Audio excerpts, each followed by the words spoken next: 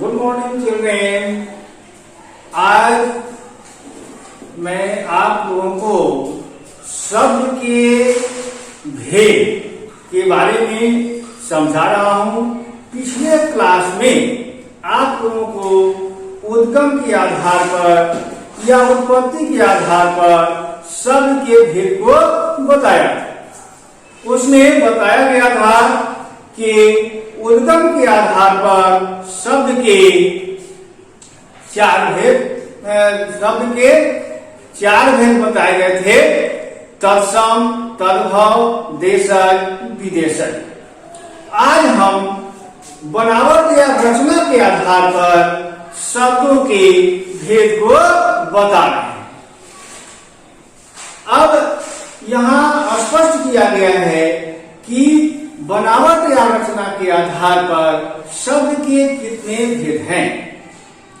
यहाँ क्वेश्चन भी दिया गया है कि रचना के आधार पर शब्द के कितने भेद हैं, और इसका उत्तर बताते हुए यहाँ बताया गया है कि रचना या बनावट के आधार पर शब्द के तीन भेद हैं: रूढ़ शब्द, यौगिक शब्द और फिर योग रूढ़ शब्द। अब यहाँ प्रश्न उठता है कि शब्द के जो तीन भेद बताए गए, इनमें रूढ़ शब्द क्या है, उनको क्यों हम रूढ़ शब्द कहते हैं। तो यहाँ पर यह समझ लेना चाहिए कि शब्द का वह समूह या शब्द का वह ग्रुप जिन शब्दों को अलग अलग कर दिया जाए, दो भाग में विभक्त किया जाए, बांट दिया जाए, तो उनका कोई अर्थ न निकले, अर्थात वे निरर्थक हो जाते हैं, इसलिए उन्हें रूढ़ शब्द कहा जाता है। यहाँ पर बताया गया है रूढ़ शब्द किसे कहते हैं। तो यहाँ पर बताया गया है कि जिन शब्दों को दो खंड में अलग करने पर कोई अर्थ नहीं निकलता है, उन्हें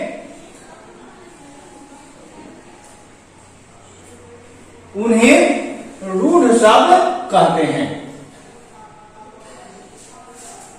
जैसे उदाहरण के लिए दिया हुआ है रूढ़ शब्द और निरर्थक खंड। तो काल एक शब्द है, काल में दो शब्द का यह मेल है। एक काल है, काल प्लस का प्लस ल। अब यहाँ अगर एक साथ रखते हैं तो काल बनता है और काल शब्द का अर्थ होता है समय। लेकिन जब इन्हीं शब्दों को दो भागों में हम विभक्त कर देते हैं तो का अलग हो जाता है और ल अलग हो जाता है, और यह शब्द निरर्थक हो जाता है, इसका कोई अर्थ नहीं निकल पाता है। उसी प्रकार से फल है, फल में भी दो वर्ण है, फ और ल, अलग अलग करने पर इनका भी कोई अर्थ नहीं निकलता है। उसी प्रकार से कन्या है, कन्या का अर्थ लड़की होता है, लेकिन जब हम क को अलग करते हैं और न्या को अलग करते हैं तो कोई अर्थ नहीं निकलता। अर्थात स्पष्ट है कि इस प्रकार के जितने भी शब्द दिए जाएं, उन शब्दों का अलग करने पर कोई अर्थ नहीं निकलता है। अर्थात जिन शब्दों को अलग करने पर कोई अर्थ न मिले वे रूढ़ शब्द कहलाते हैं। बच्चों, अभी हम आपको बताए थे कि रूढ़ शब्द क्या है। रूढ़ शब्द के बाद अगला नंबर आता है यौगिक शब्द का। अब यहाँ यौगिक शब्द के बारे में यह आप लोगों को समझा दें कि यौगिक शब्द क्या है। यौगिक शब्द दो शब्दों के सार्थक दो शब्दों के मिलने से बनता है, जो यहाँ दिया हुआ है। तो जैसे विद्यालय है, हिमालय है, राजकन्या है, राजकुमारी है, राजपुरुष है, सब में दो शब्द मिले हुए हैं। अब अगर राजपुरुष को अलग करते हैं तो राज का मतलब राजा, पुरुष का मतलब आदमी, अर्थात राजा का आदमी, राजा का कर्मचारी, वह कौन कहलाएगा? राजपुरुष कहलाएगा। इस प्रकार से दोनों शब्द अलग अलग करने पर भी सार्थक रहते हैं, अर्थात उनका अर्थ प्राप्त होता है, इसलिए वे शब्द क्या कहलाते हैं? यौगिक शब्द कहलाते हैं। आइए यहाँ देखते हैं, क्वेश्चन में दिया हुआ है यौगिक शब्द किसे कहते हैं। वे शब्द जो दो अलग अलग शब्दों के मिलने से बनते हैं तथा दोनों का अलग अलग अर्थ भी निकलता है, वैसे शब्दों को यौगिक शब्द कहते हैं। वैसे शब्दों को यौगिक शब्द कहते हैं। जैसे उदाहरण भी दिया हुआ है, विद्यालय है, राजकन्या है, पाठशाला है, देवालय है, हिमालय है इत्यादि ऐसे बहुत सारे शब्द हो सकते हैं। यहाँ कुछ यौगिक शब्द दिए हुए हैं और उनका सार्थक अर्थ भी दिया हुआ। जैसे शब्द दिया है राजपुरुष, यहाँ राज अलग है, पुरुष अलग है, तो यहाँ जो राज अलग है, पुरुष अलग है, तो राज शब्द का मतलब राजा से है और पुरुष का मतलब उसके कर्मचारी से, अर्थात जो राजा के यहाँ काम करने वाला है उससे है, और दोनों मिलकर के राजपुरुष होता है। अर्थात यहाँ पर स्पष्ट है कि राज और पुरुष एक साथ रहने पर शब्द के अर्थ में जो है सो परिवर्तन लाते हैं एक साथ, लेकिन समासिक शब्द हो जाते हैं, लेकिन जब अलग अलग हो जाते हैं तो उनका अर्थ जो है सो राजा के कर्मचारी के रूप में भी रहता है, और जब अलग अलग हो जाते हैं तो राजा और पुरुष दोनों अलग अलग हो जाते हैं, लेकिन दोनों को मिलाने के बाद एक ही अर्थ होता है राजा का कर्मचारी, राजा के यहाँ काम करने वाला। उसी प्रकार से हिमालय है, हिमालय एक पर्वत का नाम है, लेकिन इसमें दो शब्द है, हिम और आलय। हिम का मतलब वर्ष होता है, आलय का मतलब घर होता है, अर्थात जो हिम का घर है, बर्फ का घर है, वह हिमालय है। उसी प्रकार से देवराज शब्द है। देवराज में क्या है कि देव और राज, देव का मतलब देवता और राज का मतलब राजा होता है, अर्थात जो देवताओं का राजा है वह देवराज कहलाता है। अर्थात दोनों अलग अलग होने के बाद भी सही अर्थ सार्थक अर्थ दे रहे होते हैं। उसी प्रकार से यहाँ अगला उदाहरण देवालय का दिया हुआ है। देवालय का अर्थ मंदिर होता है, लेकिन अलग अलग जब करते हैं तो देव अर्थात देवता और आलय अर्थात घर, अर्थात देवताओं का घर देवालय कहलाता है। तो यहाँ स्पष्ट है कि अलग अलग करने पर भी जो शब्द सार्थक हो अर्थात जिनका अर्थ निकलता हो वे शब्द यौगिक शब्द कहलाते हैं। बच्चों अभी आपको हम यौगिक शब्द के बारे में बताए, जिसमें बताया गया था यौगिक शब्द वे हैं जिन्हें अलग अलग करने पर सार्थक अर्थात और अलग अलग अर्थ भी प्राप्त होता है। वहां उदाहरण भी दिया गया था।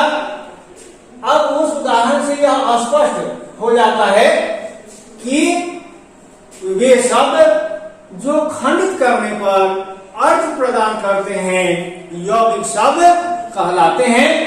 इसलिए यहाँ लिख भी दिए हैं, अतः स्पष्ट है कि वैसे शब्द जो खंडित होने पर भी सार्थक रहते हैं उन्हें यौगिक शब्द कहते हैं। अब इसके बाद तीसरे नंबर की बारी आती है योग रूढ़ शब्द। योग रूढ़ शब्द की, योग रूढ़ शब्द क्या है इसको पहले हम ध्यान में रखते हुए समझ लेते हैं, फिर इसको हम लिखते हैं, समझते हैं। तो योग रूढ़ का मतलब वह है कि वह रहता तो यौगिक शब्द ही है, लेकिन वह अपने वास्तविक अर्थ को छोड़कर एक विशेष अर्थ प्रदान करता है नहीं, इसलिए उसको योग रूढ़ शब्द कहा जाता है।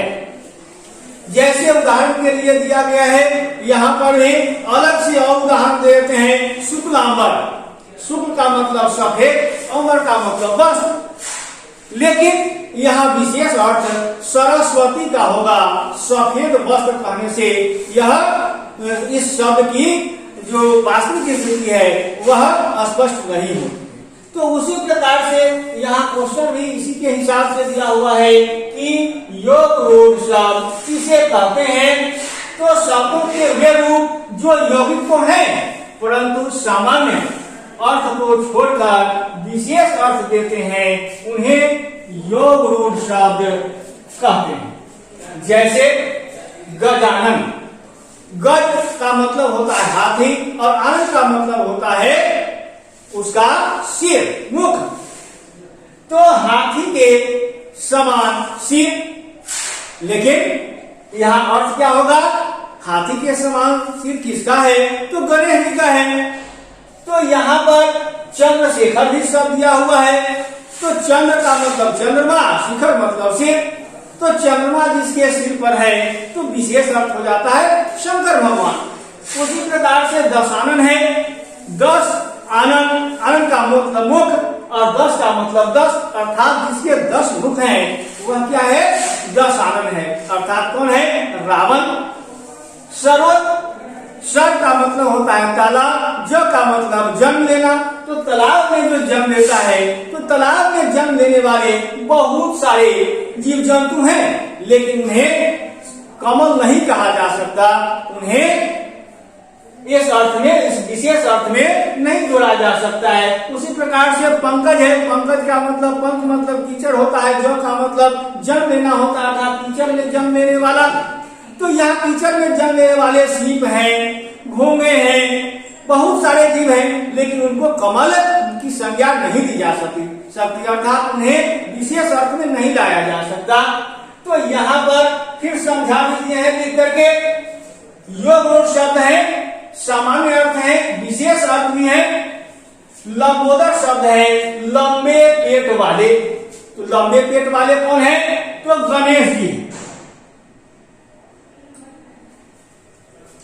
पंकज कीचड़ में जन्मा, अर्थ विशेष अर्थ है कमल।